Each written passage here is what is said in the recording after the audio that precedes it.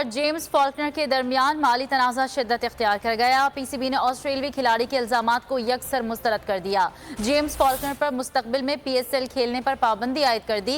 साथ ही कैंगरूज खिलाड़ी के खराब रवैये की कलई खोल कर दी। लाकर पैसे दिए जाते हैं उसकी औकात से ज्यादा, उसका नाम है जेम्स फॉल्कनर और उसकी वजह से कोयटा सिर्फ आ रही है। एक जेम्स फॉल्कनर और एक सोहेल तनवीर। अबे ये तनवीर के बड़े भाई की शक्ल का फॉल्कनर जिसको अपने घर का नौकर भी नहीं है, लानत बरसाने के लिए सबसे पहले तो इस पे यूनिवर्सल लानत दे दूं। कौन सा रंग खा के तू भंग डाल के जा रहा है, हेलमेट मार के फानूस गिरा रहा है पीसी के होटल का, ऐसी की तैसी तेरी। तू क्या मतलब करने क्या आया था? तुझे नहलाया धुलाया, कपड़े पहनाए, तुझे खेलने के काबिल बनाया। ऑस्ट्रेलिया में तुझे मुंह नहीं लगाते लोग, तुझे पहचानते नहीं है। साले तेरी दो कौड़ी की औकात नहीं है। आया तू पीएसएल में, यहाँ पर तेरी जेब का खर्चा चला रही है पीएसएल, तेरे घर पे राशन डलवा रही है पीएसएल। तुझे पूछते नहीं है ऑस्ट्रेलिया के अंदर, तुझे यहाँ पर सोने के हार पहनाए जा रहे, तुझे नए जूते नए कपड़े देकर ग्राउंड में खिलाया जा रहा है, तुझे अहम तरीन लोगों में बिठाया जा रहा है, तुझे शराफत सिखाई जा रही है। मगर है तू साले है ही कैंगरू। तू तो मुझे कैंगरू की भी नहीं, भाऊ की औलाद लगता है, भाऊ की। आप समझ गए होंगे। यहाँ पे यूट्यूब पे मैं उसका नाम नहीं लेना चाह रहा, सब जानते हैं। बिवेयर ऑफ डॉग्स लिखा होता है ना जहाँ पे, वहां ये रहता है, वहां रहता है ये सबसे बड़ा भाऊ।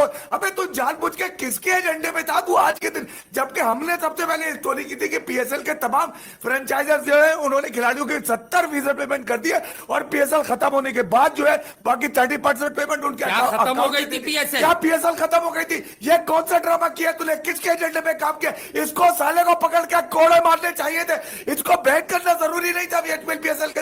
इन साले बेकार क्रिकेटर्स को आखिर लेकर आने वाला कौन है जो दाग धब्बे देके जाने की कोशिश कर रहे हैं? हमारी पीएसएल है, हमारे मुल्क की पीएसएल है, तेरे बाप की है साले। क्या इसको जाने कैसे दिया? इसके तो कपड़ा अपना फाड़ के एयरपोर्ट पे उल्टा लटका देते, ऐसी की तैसी कर देते साले की।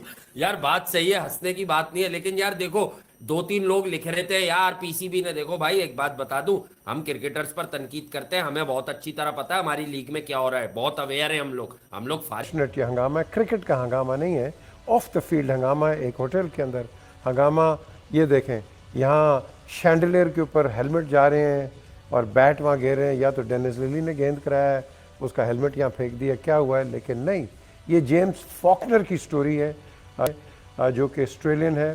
उसका बदकिस्मती से अच्छा रिकॉर्ड नहीं है, 3 पे भी फाइन हुआ हुआ ऑस्ट्रेलिया के अंदर।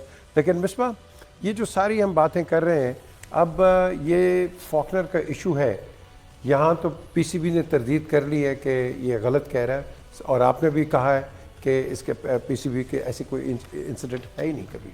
नहीं, कभी नहीं हुआ पास में, ऐसे कैसे अचानक हो जाएगा? और पाकिस्तान क्रिकेट बोर्ड को मैंने पहले ही कहा है, ये जाता है पीएसएल को कि यहाँ पे पेमेंट्स के हवाले से कभी आज तक मैंने किसी प्लेयर से कोई शिकायत नहीं सुनी। दे एक्चुअली सिक्योर एवरीथिंग, हाथ में रखी हुई उन्होंने ये सारी चीज़ें, बोर्ड उसका ज़मानत देता है और इसीलिए यहाँ की लीग जो है ना, प्लेयर्स बड़े फ्रीली आके खेलते हैं और उनको ये कई जगहों पे ऐसा होता है, आईपीएल में हुआ है ऐसे, इवन बीपीएल में बहुत सारी जगहों पे होता है जहाँ के पेमेंट्स का बड़ा इशू हो जाता है।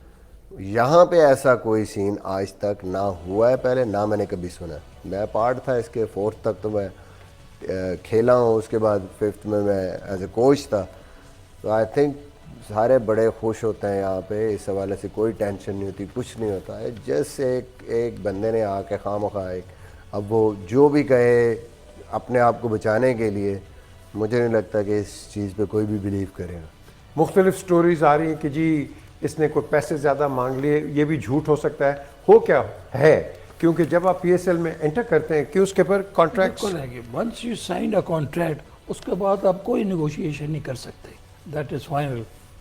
क्यों सलीम, बीच में तो हो नहीं सकता। कॉन्ट्रैक्ट के बाद तो आप कह ही नहीं सकते कि मुझे आप पैसे ज़्यादा दें, क्योंकि आपने एक दफ़ा कॉन्ट्रैक्ट कर लिया, उसके बाद तो कोई सोच भी नहीं सकता कि वो ये कहे जी मेरे पैसे ज़्यादा कर दें या मेरे पैसे नहीं दिए गए।